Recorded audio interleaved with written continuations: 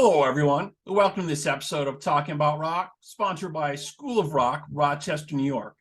Remember, you can catch all our interviews streaming wherever you get your podcasts and also on our YouTube channel. And check out our new website for show photos, album releases, and our merch store at www.talkingaboutrock.com. Today, we bring you an all-female rock group from Nashville, Tennessee. Their founder, Teresa Portilla, got her first taste of life as a traveling musician when she was a child traveling with her father. She still carries her father's rock and roll spirit with her, drawing inspiration from the classic rock sounds of Led Zeppelin and the raw energy of Motley Crue. However, her most prominent influence is Joan Jett and the Runaways. Her band, the Neon Angels, officially released Perfect on September 10th, 2022, World Suicide Prevention Day, in honor of several close friends and family members who succumbed to suicide. Next, we talked with Teresa and Lisa from the Neon Angels on Talking About Rock.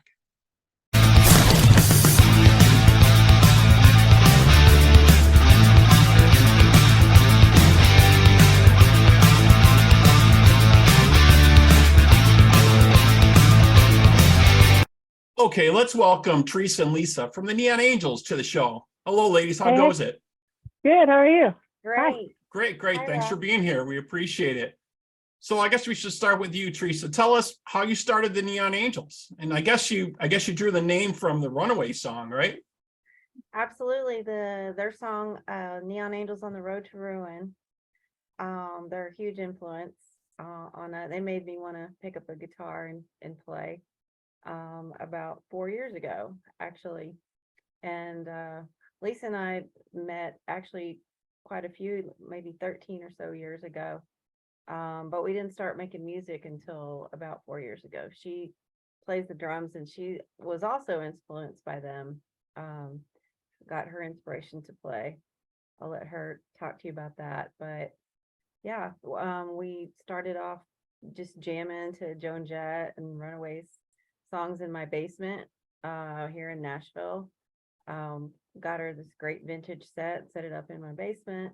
I got my first guitar amp for $80, used, and we had a blast playing all their stuff. And then a couple years ago, we just started writing our own stuff and recording it, and here we are.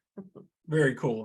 So Lisa, you're instrumental in getting this started with Teresa and writing songs for that. Tell us a little bit about that. Well, with as far as that goes, Teresa wanted to start playing guitar and talking about the Runaways and Joan Jett. And of course, I grew up with the Runaways, so I started playing drums to the Runaways. But, really, Teresa, I have to give her most of the credit when it comes to the songs. I help with some of the, the musical part of it. But Teresa is the lyricist here. And I was pleasantly shocked. I didn't know she could do it. But they come together, and occasionally we talk about different ways to word things, but mostly the credit has to go to Teresa for the lyrics. Putting everything together, yeah. And Teresa, you got a chance to meet one of your greatest influences also, right? Tell us about that. Yeah, we did. And I have to give that credit to Lisa because she friended Sheree on Facebook Messenger, during the pandemic. Sheree Curry from the Runaways, yeah. Yes. Sheree Curry. And they kind of became friends through Facebook and Facebook Messenger. And actually, Lisa bought me a Cameo back during 2020, a rough year for everybody. But right, yeah. That was kind of like a virtual greeting card kind of thing, like a pick-me-up. And she's a great person. She's so encouraging and positive and just exudes all this charisma. And it was a great pick-me-up. But Cameo has evolved, and now you can actually talk to your celebrity idols, and have a conversation with them. And we did that, and we just kind of casually worked into the conversation that we were going to be in LA for the Taylor Hawkins tribute concert. And she was like, well, let's meet for lunch. And I was like, okay, sure. I guess we could work that into the schedule, So it's kind of- Right. No, I don't have time to meet you. I'm going to be busy that day. Right? Yeah. I don't need your phone number. Don't worry Yeah, about it. I'm a little busy. I'll have my people call your I don't people. have a pen. I Well, did. that was so great. You could make time. So you guys met up for lunch and hung out a little bit. Mhm. Yes. It was Mhm. awesome. And I was like, she's like, yeah, and I don't know when I'm gonna be on the road again. I said, oh, you're gonna be on the road again, and we're gonna open up for you. She's like, okay. Yeah. Yeah. So look for that soon in town near you. That would be amazing. That would be amazing. And Yeah. that'd be a great show to be there live for the Taylor Hawkins tribute. You know, I watched Oh, the streaming on the different services and it just looked amazing. They had oh. so many people there. It was such an excellent tribute. Yeah, I have I- chills when you talk about it. It was so amazing. 6 hours, a 6-hour concert. It was amazing. Yeah, and they put that together pretty quickly with Yeah. everyone. I was kind of, surprised on how quickly it got into place. Of course, who was going to say no to doing that, right? But Yeah. that looked pretty amazing. So very, It was very great. cool. Very cool. Yeah, hopefully, we'll see you on the road. That would be great. So we started talking about it a little bit before, but let's talk a little bit more about it, Teresa, and then we'll get into some of the tracks here. Some of the songwriting that you're doing is like Lisa was saying, great lyrics. It sounds amazing. Tell us about your process a little bit for songwriting. Well, I'm a very sort of drum oriented guitarist, so I'm a lot I'm all about like the rhythm. So I kind of come up with and I attribute that to Lisa and I jamming together. She can kind of finish my sentences musically, she almost has, I'm like, I got this drum beat in my head, and she's like, yep, I got it. And then she'll just join in, and it's really cool how we're just kind of on the same musical wavelength with that. But I kind of just hum along to whatever chord progression I'm playing, and I kind of just substitute those syllables with words. I don't overanalyze it too much. I just kind of whatever comes to me at the time.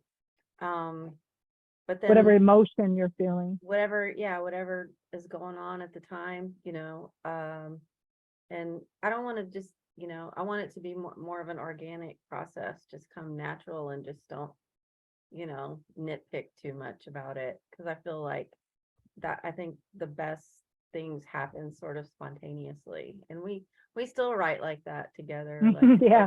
over New Year's, Yeah. I just start playing something, and then she joins in, and then the words just come out. Yeah. I guess it's kind of a blessing that it happens that way, Yeah. Right. Really. You guys just fit together and complement each other. And, Yeah. it makes the process a lot simpler, right? Yeah. It's kind of crazy. Like on that particular song, I just start humming what I think, what the melody could be like in there. And then Teresa comes up with the words, and I'm just so impressed by that. Very cool. Yeah. And you guys have released 3 tracks so far. I've seen streaming on Spotify. And one of the standout tracks, obviously, is Perfect. Can you tell us a little bit about that track? So that was our first release. It was slated for release in September. And Lisa, unfortunately, several months before that, lost a family member, her nephew, Sean. And so she was going through a rough time. And then in August, I lost a friend, and a big supporter of Joan Jett. That's how we met online. And it was very, sudden, like no one saw these things happening. And I'd been sort of praying about guidance. I'm a spiritual person. I've been kind of praying about guidance with my music career, because, we're a newer band, and we were already planning on releasing it in September. But then when Donnie took his life, I did some research on suicide and came across several amazing organizations. 988lifeline.org. 988 is like the number you can call from anywhere in the United States, and get help if you or someone is contemplating suicide, or even professionals can call and get the latest evidence-based practice, to help with their whatever they do, their specialty.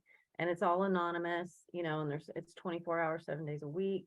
So I immediately wanted to partner with them, which they're a government funded agency, so they can't really partner with people. But I found a local organization called the Jason Foundation that helps at-risk youth, namely suicide, issues such as suicide. And our first, it was like the skies opened up, and it was like, this is it, you know, this is the direction that I felt called to go in. So we busted our butts to release the track on September 10th. I found out September 10th was World Suicide Prevention Day, and September is National Suicide Prevention Month. So it just all sort of came together like that. And we had our release show at the Cobra and raised money for the Jason Foundation. Excellent, excellent. Yeah, there needs to be more awareness about this. And I really like the track that you guys put together for it. So I wanted to play real quick here on Talking About Rock. And we'll be right back here with Lisa and Teresa from the Neon Angels, and we'll check out Perfect, and we'll be right back.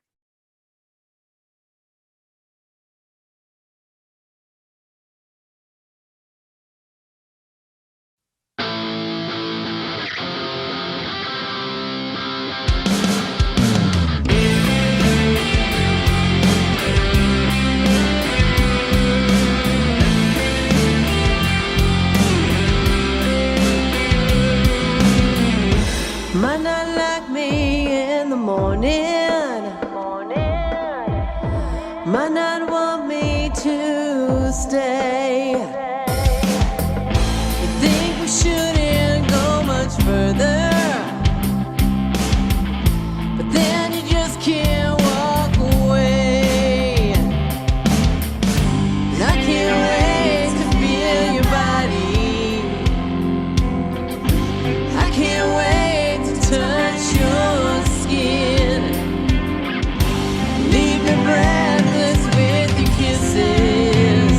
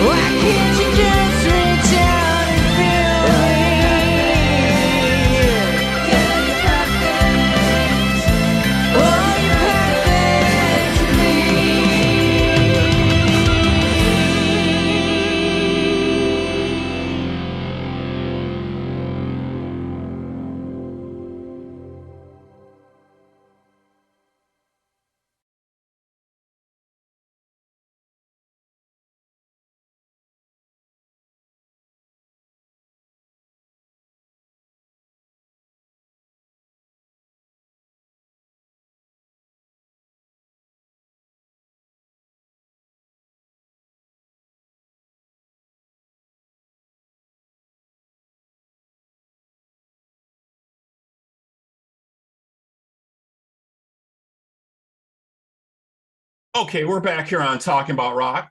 Just checked out the track for Perfect, which really great, really love it, from the Neon Angels here. So what else is next for you folks here? What else is going on? Do you have some more tracks you're going to be releasing, or do you have some dates maybe coming up? What's going on the horizon? Absolutely, we have both coming up. We're actually going to be doing a female punk rock tribute show at a great new venue here in Nashville called the Vinyl Lounge, and we're also playing at the Cobra, which is where we had our first release show on May 28th. The female punk rock tribute is in March. We don't know the date yet. They're still sort of putting that together, but we'll definitely be posting it. And our socials on the Neon Angels official on Facebook, as well as TikTok, Instagram. So if folks want to reach out, they can check you out on all your social media, see what's Absolutely. happening, and maybe stay tuned on the streaming services to see what next releases are going to be coming up. Absolutely. And the Or- website too. And the www. website, Yeah. what's the website? I'm sorry. www.theneonangels.com. Okay, cool. So folks, check that out if you'd like to know more, see what's happening with the Neon Angels. And we look forward to seeing new tracks come from them. Ladies, real appreciate you spending some time with us and chatting. It's been great. Thank you so much. We appreciate you too. Thank you, Rob, and thanks for all you do for us artists out there. Yes. Definitely. Thanks for all your hard work and for having us. Thank you. That's what we're all about here. And if you folks out there have comments or questions, please feel free to email us at talkaboutrock@gmail.com. You can like us and follow us on Facebook, Instagram, and Twitter. And for this interview, the video will be available on YouTube channel, and the audio will be streaming on all the streaming services very soon. Ladies, again, thanks for being here today. Thanks so much for having us.